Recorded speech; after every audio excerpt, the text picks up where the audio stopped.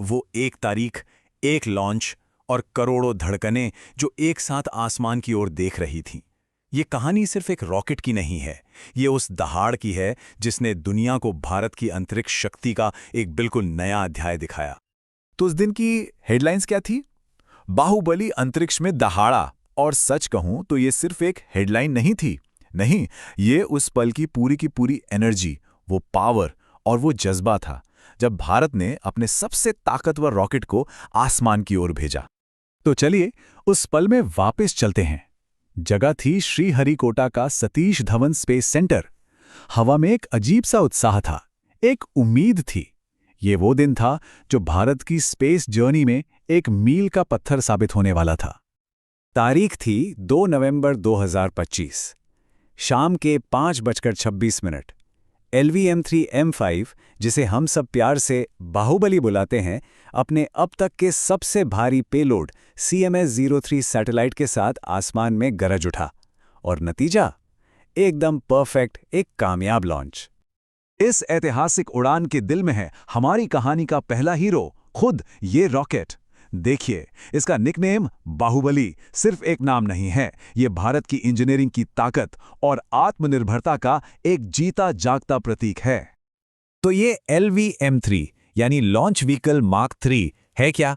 ये इसरो का सबसे दमदार, सबसे ताकतवर रॉकेट है। बाहुबली नाम इसकी जबरदस्त शक्ति की वजह से ही मिला है। ये भारी से भारी सैटेलाइट्स को जियोसिंक्रोनस ट्रांसफर ऑर्बिट तक पहुंचा सकता है। ये वो काबिलियत है जो भारत को आत्मनिर्भर बनाती है, एक ऐसी क्षमता जो पहले दुनिया के कुछ गिने चुने देशों के पास ही थी। अब जरा इस नंबर पे गौर कीजिए, 642 टन्स। मतलब सोच कर देखिए, 642 टन्स। ये सिर्फ एक वजन नहीं है, ये इस रॉकेट के जबरदस्त स्केल और पावर का सबूत है। सच में एक ऐसा दैत्य जो भारत के सपनों को सीधा अंतरिक्ष तक ले जा रहा है। इसकी कामयाबी का राज छिपा है 3 स्टेज की एक परफेक्ट जुगलबंदी में। सबसे पहले 2 ताकतवर सॉलिड बूस्टर इसे जमीन से उठाते हैं। फिर लिक्विड कोर स्टेज कमान संभालता है और इसे और ऊपर ले जाता है।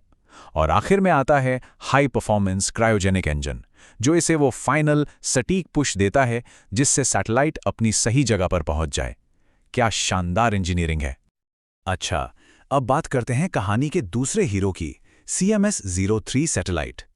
ये सिर्फ मेटल का कोई टुकड़ा नहीं है, ये ऑर्बिट में भारत का एक स्ट्रैटेजिक गार्डियन है, एक रक्षक। 4410 किलोग्राम, ये एक रिकॉर्ड है। ये भारत में बना और भारत से ही लॉन्च किया गया अब तक का सबसे वजनी सैटेलाइट है। ये अपने आप में आत्मनिर्भरता की एक पूरी कहानी कहता है।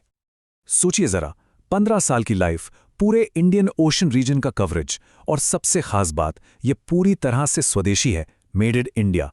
ये सैटेलाइट आने वाले 1.5 दशक तक भारत की कम्युनिकेशन की रीढ़ को और मजबूत करेगा। तो सवाल ये उठता है कि आखिर ये सैटेलाइट इतना जरूरी क्यों है? देखिए, सीधी सी बात है, ये एक पूरा गेम चेंजर है।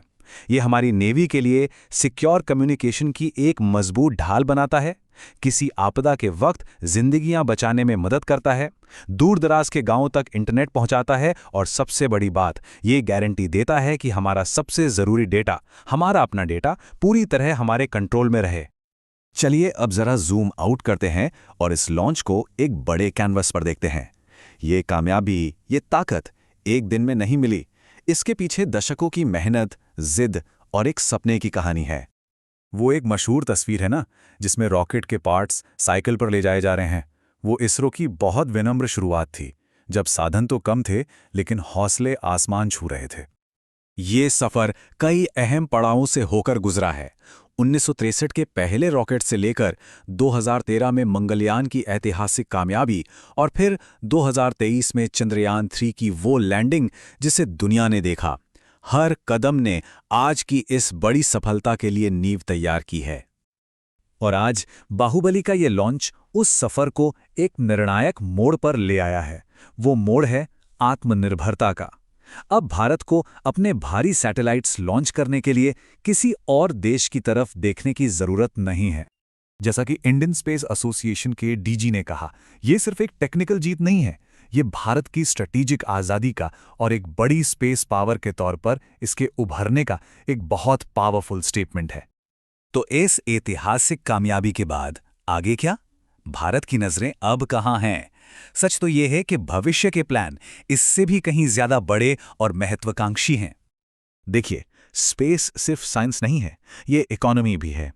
आज भारत की स्पेस इकोनॉमी करीब $8 बिलियन की है और अंदाजा है कि 2033 तक ये 5 गुना बढ़ के $44 बिलियन तक पहुंच जाएगी। ये एक बहुत बड़ी अपॉर्चुनिटी है।